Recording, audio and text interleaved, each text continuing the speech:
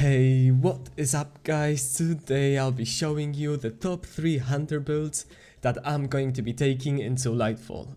These builds don't heavily rely on mods, meaning you will be able to freely use them next season with all the changes that are happening. Quick notice before we start, I have a Lightfall giveaway going on right now on my Twitch, and all you have to do to join is drop a follow and type raffle in the chat.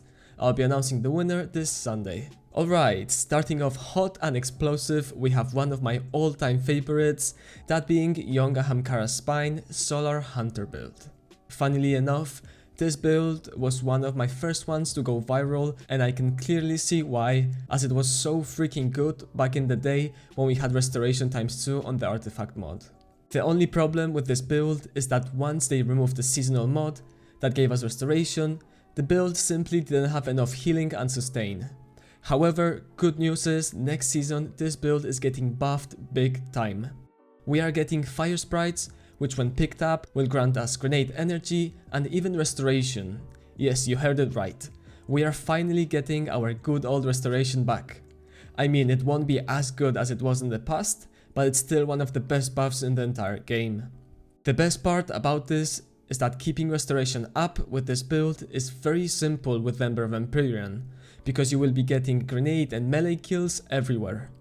The fragment that we are going to be using next season is called Ember of Mercy, and it provides restoration whenever you revive an ally or when you pick up a fire sprite. I have a full guide on that build, which is old but still accurate, so don't be afraid to check it out. This is by far the build I'm most excited about for Solar Hunters, and the reason I say that is because you basically get an infinite loop of throwing knives and trip-mine grenades with this build, which when paired up with a demolitionist rocket can do one of the highest damages in the game.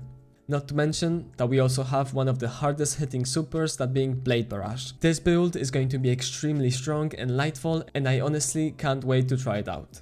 Now, before we get any deeper, I want to give a quick shout out to Apex Gaming PCs, which I have worked with to make my own personal PC line, which is now available for you guys to check out. You can customize the PCs as you please, and remember, you can also use my discount code TREY for up to $250 discount. Next up on the list, we have another game-breaking build which a lot of people have been abusing, even in Grandmasters, ever since the Arc 3.0 changes. That being the Assassin Cowell Art Hunter build, which came out to be extremely strong last season.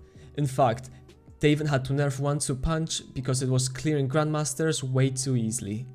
The best part is that you don't even need a 1-2 punch for this build, you can simply use it as a way to survive longer by simply meleeing or finishing an enemy, making you invisible. I am very confident about taking this build into Lightfall, even with the nerfs to Spark of Resistance, as now it requires for you to be surrounded by at least 3 enemies, and the duration when not surrounded lasts 2 seconds instead of the original 4. If you plan on using this build, then the most important tip I can give you is to always stack up your combination blow to 3 stacks, as this will boost your melee damage substantially, making you hit a lot harder. I also highly recommend using a 1-2 punch shotgun, as at the end of the day, this build is a melee build, and there's no reason why you should be missing out on that huge damage boost that the perk provides. Lastly, we have a build that has been having ups and downs for a while now. Gerfalcon's Hoberg has either been disabled or breaking the game for many weeks, but it looks like it has finally settled down. Nevertheless, even after removing the infinite volatile explosions bug, this exotic is still S tier, as it provides you with infinite invis as long as there's enemies to kill, and just like I mentioned in the Warlock video, the Void subclass comes with some of the best buffs and debuffs in the entire game. We have stuff like the volatile rounds for some free extra damage, Devour for a full heal on kill, as well as a lot of grenade energy. And we obviously can't forget about our Weaken, which for hunters is a whooping 30%, and trust me, you don't want to miss out on this when doing raids or dungeons. If you want to play this build efficiently, then try to always start your invis cycle with either your melee Weaken or your grenade Weaken, and save up your dodge for those emergency situations where you need it to either save yourself or your team. Also, there's 2 new fragments that you should look out if you plan on rocking this build in Lightfall. We have Echo of Cessation, which is going to synergize quite well with this build, as it will make surrounding enemies volatile whenever you finish a target, giving us another way of becoming invisible.